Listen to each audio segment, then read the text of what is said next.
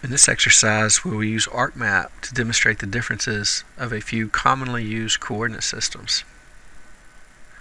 The first thing we need to do is download and extract the zip file that contains our data. To download the file, simply pick it in Blackboard. Use the Open in Windows Explorer options. Once the window opens, pick the Extract button.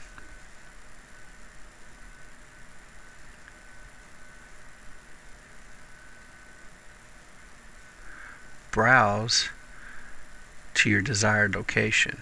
It's very important that you know where you extract your files to, so pay attention here. I'm placing mine in my GIS and creating a new folder named EX3.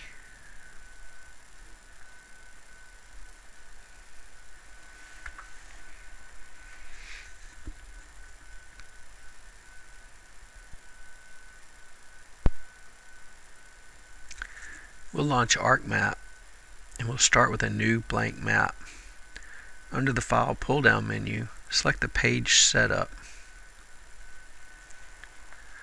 Set the page up to be an architectural ARCHD 24 by 36 inches. Be sure to show the margins. To help organize the map, we'll use guidelines. To create guidelines, click on the horizontal or vertical rulers where you want to place the guide.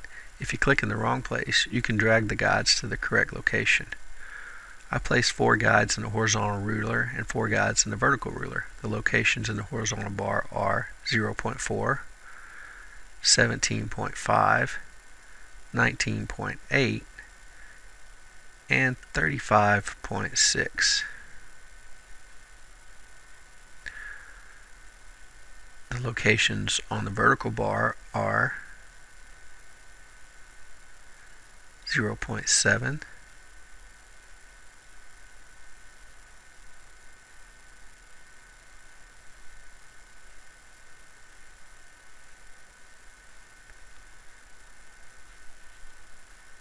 11.5,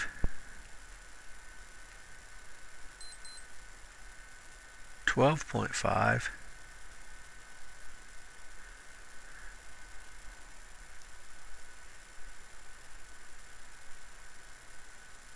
and 23.3. Next, I'll drag the data frame boundaries to lock into the upper right square created by the guidelines.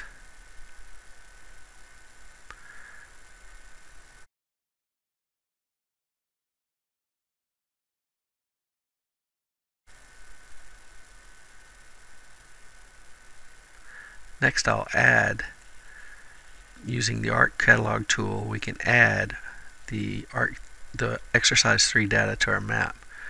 You can drag and drop the world, 30, countries, tisket ellipses, gradical subset, and gradical intersections data into your map.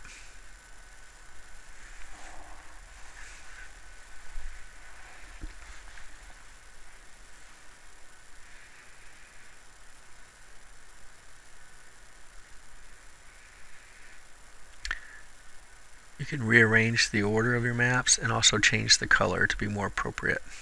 So we'll make the oceans the lake color, the counties the beige color, and the ellipsis a nice red color.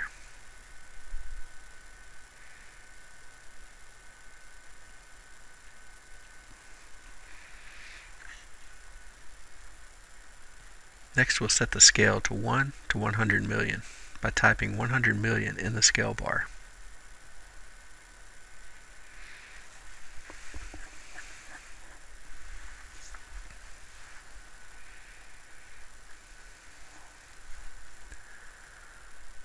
Now right-click on your data frame and choose Properties from the context menu. We'll rename the data frame on the General tab to WGS 1984, and we'll make sure the coordinate system is set to WGS 1984. Expand the geographic coordinate systems, expand the World folder, and select WGS 1984 from the list. Next, we're going to copy this data frame. Select the data frame, the graphics area, then pick Copy from the toolbar, and then Paste from the toolbar. Reposition the data frame into the lower left area. Resize the data frame to fit within the guidelines. Grab the grips and drop them on the guidelines. They should lock. Let's rename this data frame to equal distance cylindrical and set the coordinate system also.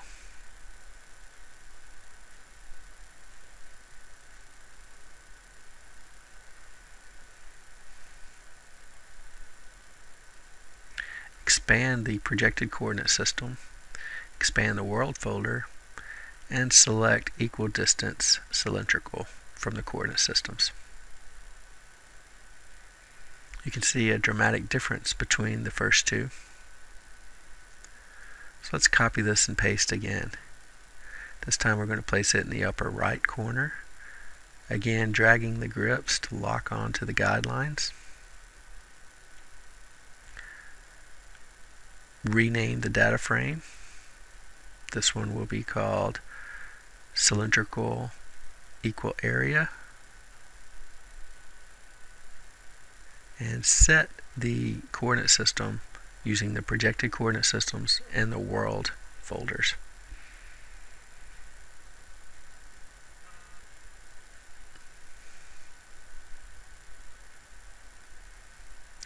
Let's repeat that process once more.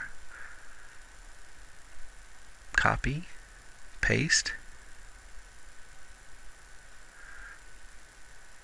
edit the properties, rename to Mercator, and set the coordinate systems to the Mercator coordinate system.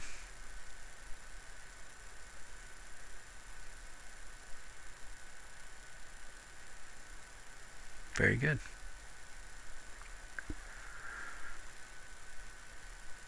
Now we should label these data frames and add our name before we export this map to a PDF file. We'll use the basic text tool to label each of the data frames. You will need the Draw toolbar. To display any toolbar, you can right-click on any toolbar button to show a list of available toolbars. The check mark indicates the toolbar is already turned on. Make sure the Draw toolbar is on. From the Draw toolbar, pick on the Text tool. It's the big black A. You can pause your pointer over a button and the tooltips will help you identify it. Set the font size to 36 points and place the text above the data frame. Label each data frame based on its coordinate system. And finally, add your name using 18-point text font in the lower left-hand area of the map.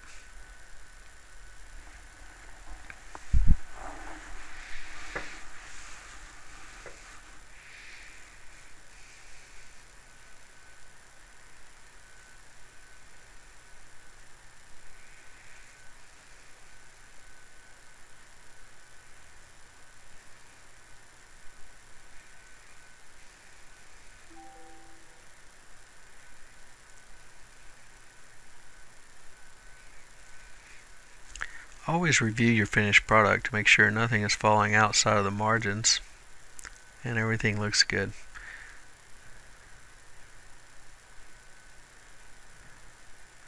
To export your map, go to the File pull-down menu and choose Export Map.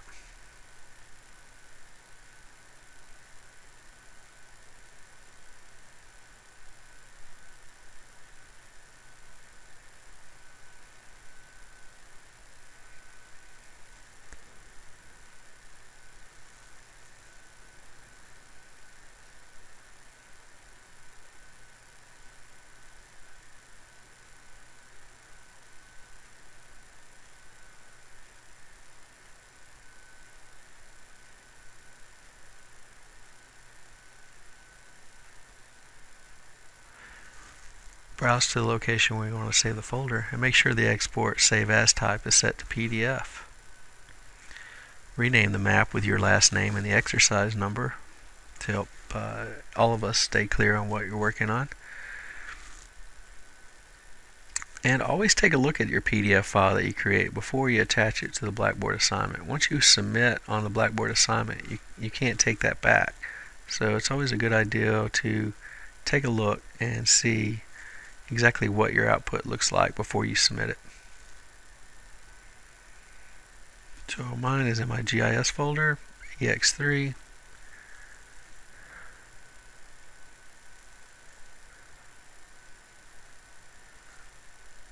And I just want to take a look at the PDF file before I submit it. So there, everything looks pretty good. I'm happy. My name's on it. All the instructions have been followed. Everything's good. So I'm going to browse my computer and attach that file.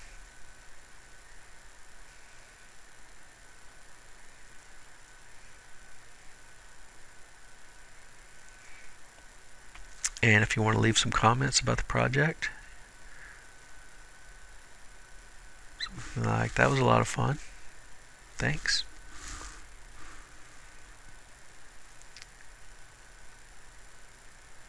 And you can submit, and guess what? You're all done. Everything's in good shape. I will be grading this and giving you feedback promptly. Thanks.